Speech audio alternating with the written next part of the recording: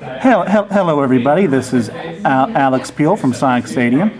I'm here today with Joe Neate, the producer for Sonic and All Stars Racing Transformed. Yep. Joe, how are you today? I'm well. I'm very well. Awesome. Now, the game has removed Sega from the title. Will the Sonic franchise have an increased presence in this game, or is it just a name change? Then I think the name change is like aside from the amount of Sega kind of stuff that's in there, and the amount of Sonic stuff that's in there, it's a decision that was made by guys at Sega that I wasn't really kind of privy to. But it doesn't kind of, well, it shouldn't reflect on the amount of Sega content or not. So. All right. Could you tell us a little bit about the transformations? What do they add to the game? How do they change the strategy for SASR players? Will they only be available for certain parks or areas, or will it be possible to transform at will? So we control when the player transforms, and what it adds is it allows us to have basically three very different types of gameplay. So we've obviously got the classic Sonic drifting and driving, or sorry, the SSR drifting and driving on the land section, but on the boating and on the flying, it basically allows us to have three very, very distinct forms of transport, and it also allows us to bring in some IPs that we couldn't have in the last game because they just didn't suit it. So Panzer Lagoon that we've seen today at this event is something that made sense for us totally because we all love the IP, we wanted to get it in, and so when we've got flying, it's like, let's fly with dragons, everybody wants to fly with dragons, so we put it in, and and there's water sections and that as well, so it just makes sense for us to have the three services. So it allows us to introduce some really interesting IPs that we couldn't have had before as well. Now, Mario Kart 7 debuted water and air sections in its franchise last December. Yeah. So obviously there are going to be some comparisons and claims that SASR is ripping off Mario Kart. I'm sure there will be. Having played the game, I know that this isn't the case, but I'd like to give you the opportunity to shut down these complaints right now. How is Transformed different from Mario Kart 7? Well, Mario Kart 7 is it's a kart game at heart, right? With the additions of gliding sections rather than kind of fully 3D kind of flying where you can fly for as long as possible and go up and down, and it's driving underwater, it's not boating, whereas we've got three very distinct sections of kind of gameplay in our tracks, which are, it's proper boating, it's proper flying where you're fully in control, so it's just, I don't know, their one is kart games with additions, and I think ours is three different kind of modes of game within one, and obviously the vehicles transform between themselves. So it's pretty different, and I think it's all about the hands-on. It's easy to be cynical because of the comparisons, right? It's easy to be cynical, but like you say yourself, when you get hands-on and you play the game, you'll see just how different it is, and I think how well it stands apart from Mario Kart. But there'll always be comparisons because at the end of the day, we're kind of we're in the same genre.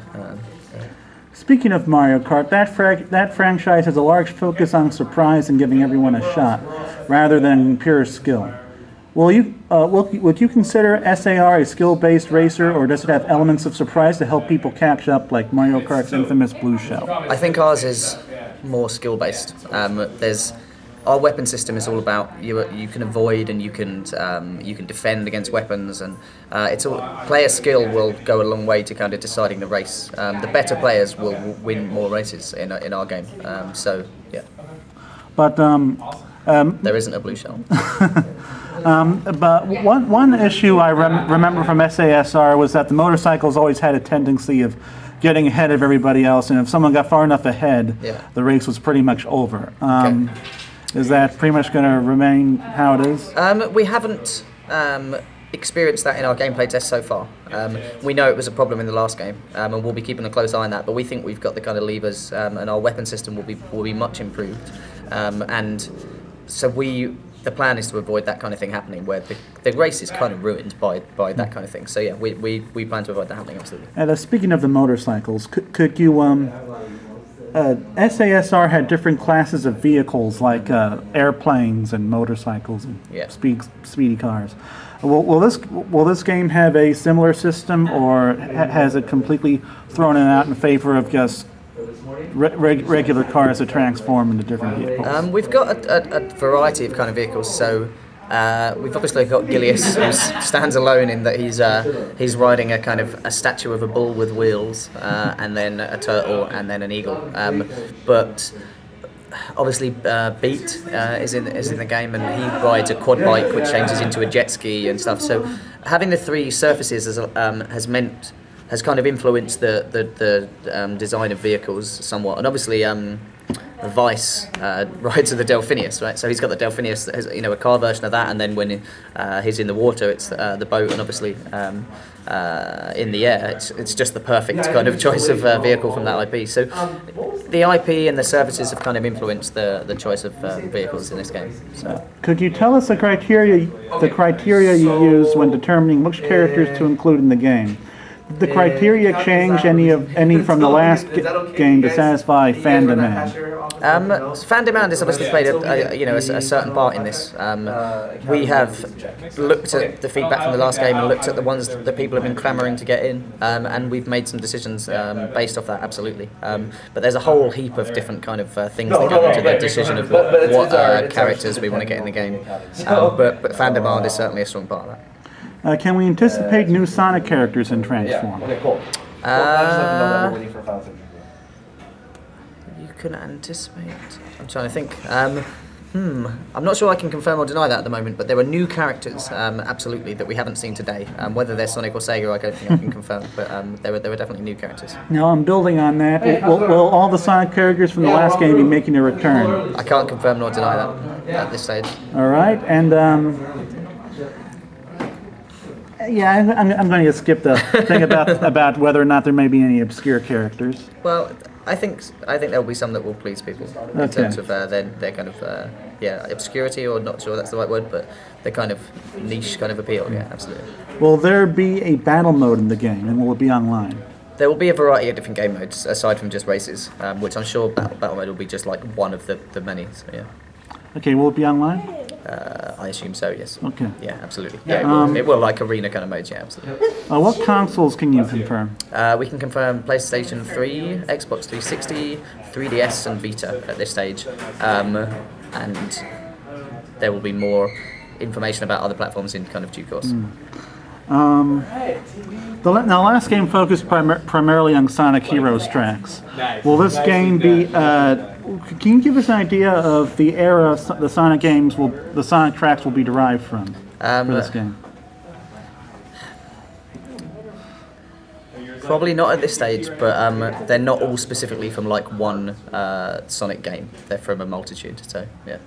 Okay. And will there be a lot of Sonic fan service in this game beyond the courses and characters, such as music and unlockables? Yes, is the simple answer. Like there'll be a variety of that kind of stuff. I can't confirm the exact details, but the whole game's about fan service, right? That's the whole point of it. And will there be any new game modes? Any new what, sorry? Any new game modes beyond... Yes, okay. Yes, categorically they will. Because we've got the three different surfaces, it allows us much more scope to have really interesting ones based just around flying or just around water. So it just, absolutely, that's one of the big bonuses of having these three game modes, is that we can do some really interesting stuff. So what made you decide to go with Transformed as this game's big... I don't want to say gimmick, but gameplay element. It just seemed to make sense to take it from just karting, to push the whole genre forward and make three different game modes. It allows us so much more variety on all the tracks and all the different game modes, and transforming vehicles are cool, right? And it's just a really... I think it just makes the game so much more varied and adds a lot of variety from last time, while still retaining the kind of core ethos of the game, which is all about kind of drifting and driving skill and kind of and obviously all the different IPs and stuff. So it just seemed like the logical step forward to make a proper sequel rather than just a kind of churned out one, which was the same game with new tracks. So. Now this is probably a stupid question, but it's something I'm a little curious about. Yeah. Will the waves in the game's water areas be random? So, like the jumping areas, will that be random or scripted? A mixture of both, actually.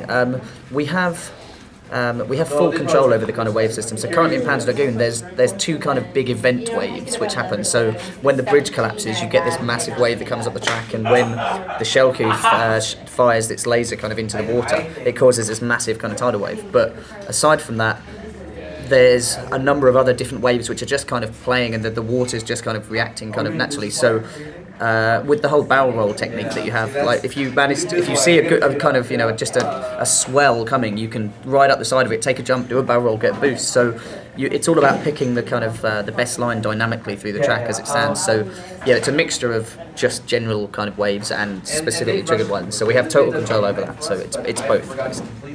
Okay, and can you tell us anything about how the PS3 and Vita versions will interact? I don't think I can go into specifics on that at this stage, Okay. unfortunately. And the final question. Yep. Will there be any guest characters? We are in discussions about that kind of stuff at the moment with Sega and with other parties, but I think there'll be some interesting stuff coming out of those discussions at some stage soon. But again, nothing confirmed right now. But. And sorry, one more thing. Toe Jam and Earl. Toe Jam and Earl. Have you made any progress with them? I can't confirm or deny at this stage, but it was obviously a pretty challenging thing last time. So it is what it is right now. But yeah. Okay.